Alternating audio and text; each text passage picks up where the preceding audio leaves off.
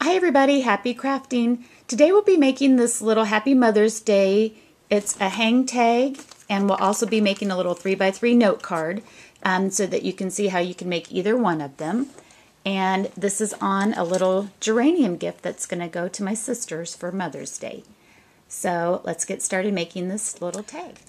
Okay everybody, so let's get started making our little Mother's Day Ladybug card. And again, it's just made with scrap green, different varieties of cardstock. If you had green pattern paper, designer paper, you could use that as well. Need 2 red buttons. I happen to have some on hand that were of the same pack, but just different sizes. So I thought, well, for Mother's Day, it might be a mom ladybug and a baby ladybug. And some scrap black cardstock. And so that's all there is to it. And I put a little dazzling diamonds on it. And the first step that we use is, this is a 3x6 card folded in half. And I decided to make this one just a hang tag that will go on our little gift that I'm going to do. But it's the same size as the card front face of this one. First thing I'd like to do is to stamp the Happy Mother's Day, and I'm using the stamp from the Teeny Tiny Word Wishes. Stamp your sentiment up there. This is a cute little card for any summer birthday or event that you're doing.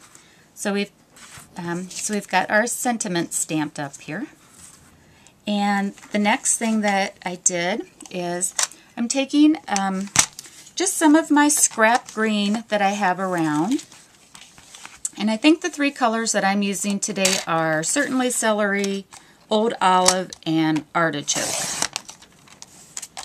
And again, using your scrap green, I cut strips that are about 1/4 of an inch. And you could probably freehand this as well. And so what I'm doing here is I'm going to, actually I think I'm using Green Galore. It looks pretty bright.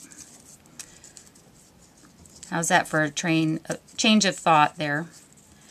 I want my grass blades to be of different length, and so I'm kind of staggering my strips that I've cut and made. And you know, I'm just going to angle cut them, not any particular angle, just whatever you'd like to have. And so I'm going to, with these, I'm just going to cut some strips at different sizes. And I'm going to cut one angle and then one relative straight edge. One angle. That one's alright. And a straight edge, just so that I kind of get grass bladey looking strips here. Okay. There. So that's how the grass blades will look. And then I just took a piece of scrap black, and you know, going to make a couple of antennae out of these. Again, the strip doesn't have to be very big. You can just cut it at whatever angle that you'd like. And there's a couple of different techniques for putting the grass blades down. Quite honestly, if you had a glue stick or something like that, it'd probably even be the best. And especially if you've got kids that are helping with it, because I think this is a perfect, you know, let the kids help, especially if they're doing something that's a thank you for a teacher. So, you know, a glue stick would work great for that. What I'm going to use, though, is snail, and the reason why is that I'm going to put some dazzling diamonds on this later on, and then whatever glue isn't, or any of the strips that isn't covered by our little grass blades, the dazzling diamonds will pick it up. Okay, so you can just start layering your grass blades down. And I'm going to do it so it hangs over the edge, and then I'll come back with my scissors and trim that up. And so grass blades, just kind of, you know, if you would want them to go straight up and down, you can do that. I'm going to have mine go at different directions. So, oops, that one's a very long one. So maybe I'm going to anchor with some of the colors that, you know, I want to have down first, and then come back over with some of my other colors.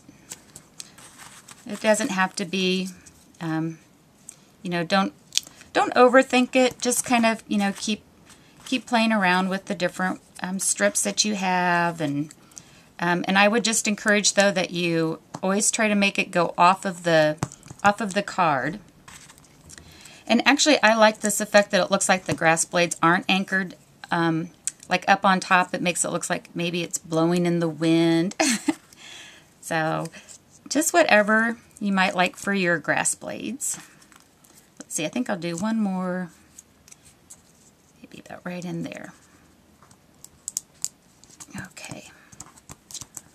Okay, then I'll just flip this over on the back and trim up my overhang of the blades.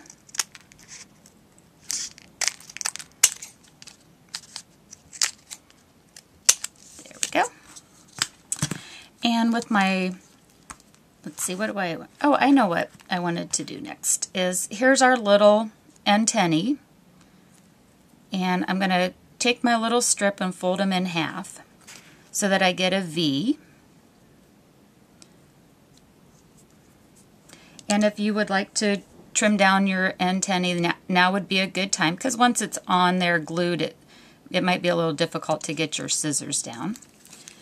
So I'm going to put a squeeze of Tombow where I want my ladybugs to be at. And I'm going to put my antennae down first, just on the tippy top of the glue, because when I put the button down on it, it'll squish it a little more. And I like the Tombow to use that when the embellishments are a little more heavy duty. I think you could probably use the dimensional on it. I just would want to, you know, I just like the Tombow for this project. And so there's my mama ladybug. And here's my baby ladybug. I just happen to have these red buttons in my stash. I don't even know who to give credit for with it. But isn't that cute? And it went together so fast. It's just using up strips. So now I'm going to get some of my dazzling diamonds because, like I said, I purposely had some extra adhesive on there because I just like the little sparkle that it gives. So just a little razzle dazzle for our Mother's Day tag. So that's the card and the tag, and I hope you enjoy making this fun little project. Happy crafting, everybody. Bye-bye.